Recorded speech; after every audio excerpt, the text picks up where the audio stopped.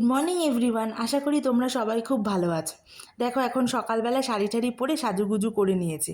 ভাবছো তো সকাল সকাল শাড়ি পরে কোথায় যাচ্ছি? আজকে হচ্ছে শনিবার আর আমাদের পাড়ায় আজকে হচ্ছে শীতলা পুজো। তাই ওই শীতলা ঠাকুরের কুলোর সাথে বেরোবো বলে সকাল সকাল তাড়াতাড়ি করে সব কাজকর্ম সেরে নিয়ে সাজুগুজু করে বেরিয়ে পড়েছি এখন। তাও আমি লেট, এমনি আমার সব কিছুতে লেট হয়। আসলে আমার মাম্মা তো খুব ছোট, ওকে গুছিয়ে টুচিয়ে নিয়ে বেরোতে আমার একটু দেরিই হয়েছে। সবাই আগে চলে গেছে। এই যে এখানে এসে মার সাথে আর কাকিমণির সাথে দেখা হলো। ওরা আগে বেরিয়ে গেছিলো, আমার একটু দেরি হবে বলে ওদেরকে আগেই বলেছিলাম তোমরা চলে যাও কুলোর সাথে। তারপর এই যে এখন সব বাড়িতে বাড়িতে যাওয়া হবে। এমনি তো সারা বছর সবার সাথে দেখাও হয় না আর সবার বাড়িতে যাওয়াও হয় না। এই বছরে একটা দিন সবার বাড়িতে ঘোরা হয় আর সবার সাথে দেখাও হয়। ভীষণই ভালো লাগে, যেহেতু এই পুজোটা মেয়েরা মেয়েরা মিলে করে, খুবই ভালো লাগে এই পুজোটা করতে।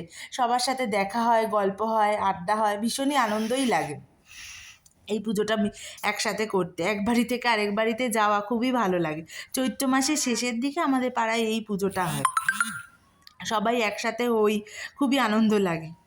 আর এই বছর আমারও সুযোগ হয়েছিল কুলোটা নেওয়ার, কারণ আমার এটা প্রথম বছর এই শীতলা পুজোর উপোস করা। প্রতি বছরই ভাবি করব, কিন্তু কোনো না কোনো কারণে করে আর হয়ে ওঠে না।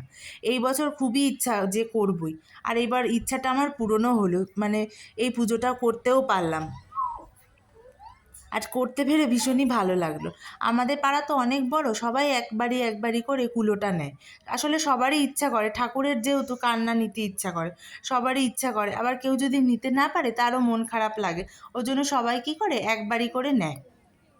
আর আমিও এবার এই সুযোগটা পেয়েছিলাম কুলো নেওয়ার, ভীষণই ভালো লাগছিল নিতে পেরে।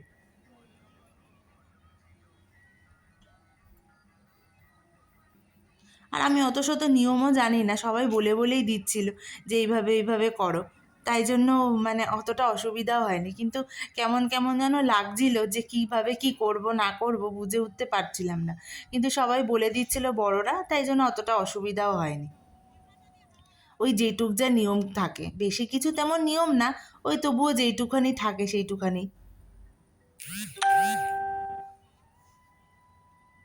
ভালোই লাগছিল বেশ, এটাও একটা অন্যরকম অভিজ্ঞতা।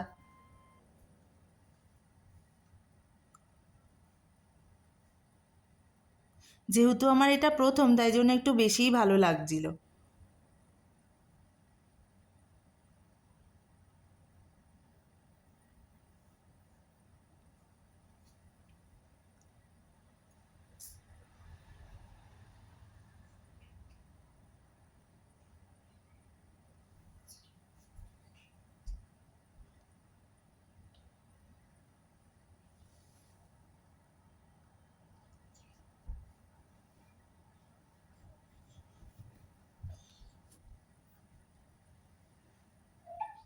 ওই যে আমাকে সবাই বলে বলে দিচ্ছে আর আমিও করছি, নতুন তো তাই একটু অসুবিধা হচ্ছিল।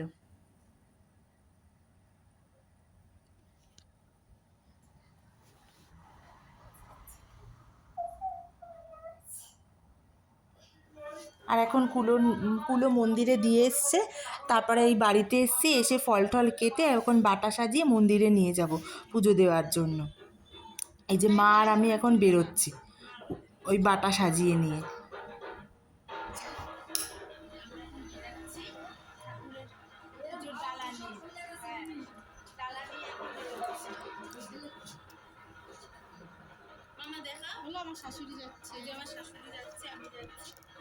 এই দেখো আমার মাম্মাকে ওর গালেও সিঁদুর দিয়ে দিয়েছে, আর ওরও আজকে খুব আনন্দ। সারাদিন মাঠে ছুটে ছুটে বেড়াচ্ছে, ঘুরছে, ওরও ভীষণ আনন্দ আজকে। ওকে কেউ বকছে না, কিছু করছে না, ওকে আর আজকে দেখে কে, ওর তো আজকে খুবই আনন্দ। এই যে এখন যাচ্ছি, আর এটা হলো আমাদের মণ্ডপের ঠাকুর।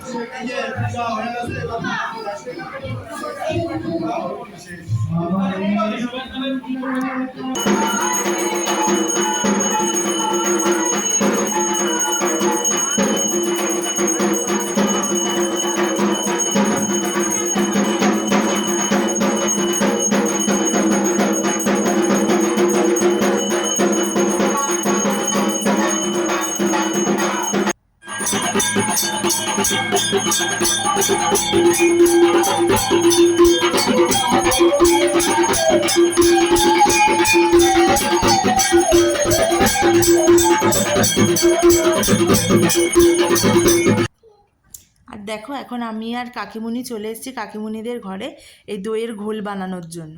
যারা উপোস করেছে, যারা উপোস ভাঙার পরে মানে পুজো হয়ে গেলে সবাইকে এই দইয়ের শরবত দেয়া হবে, তাই জন্য কাকিমুনিদের ঘরেই বানাচ্ছি। আর আমাদের বাড়ি যেহেতু মাঠের একদমই পাশে, মানে পুজো মণ্ডপের একদমই পাশে, তাই জন্য এগুলো সব আমাদের বাড়িরই দায়িত্ব পড়ে, তাই জন্য এখানে চলে এসেছি। এখন এই দইয়ের শরবত বানানো হচ্ছে, তারপরে সবাইকে দেওয়া হবে পুজো শেষ হলে। আর কাকিমুনি এই যে নিয়ে যাচ্ছে। তারপরে দেখো আমার কাকিমুনি আর মা আর আমার মেয়ে তিনজনে মিলে সবাইকে পরিবেশন করছে দইয়ের শরবত। সবাই খেয়ে বেশ ভালোই বলেছে, প্রশংসাই করেছে। তারপরে এখন পুজো শেষ হয়ে গেছে, আর এখন ওই কুলো ভাসান দিয়েছে পুকুরে এসে। আর এটা তো সবাই জানোই যে পুজো শেষ হওয়ার পরে কুলো ভাসান দিতে হয়। তারপরে এই যে আমিও বাড়িতে চলে এসেছি। ভাসালো, ভাসিয়ে মন্দিরের পিছনে ওই কি বলে মনসা গাছ আছে, ওইখানে আবার জল দিতে হয়, ডাবের জল দিয়ে তারপরে এই আসলাম। এখন 4টে বাজে, মনে হচ্ছে কতক্ষণে স্নান করবো। সবাই ম্যাক্সিমাম সবাই পুকুরেই স্নান করেছে, কিন্তু আমি সাঁতার জানি না তো, তাই পুকুরে স্নান করিনি, আবার ডুবে মরবো পুকুরে স্নান করতে গিয়ে। এই জন্য এখন এই বাড়িতে এসে স্নান ফান সেরে একটু ফ্রেশ হবো। আর আজকের ভিডিওটাও এখানে শেষ করলাম। আমাদের পাড়ার পুজো তোমাদের কেমন লাগলো অবশ্যই জানিও, আর ভালো লাগলে অবশ্যই একটু লাইক করো। সবাই ভালো থেকো, সুস্থ থেকো।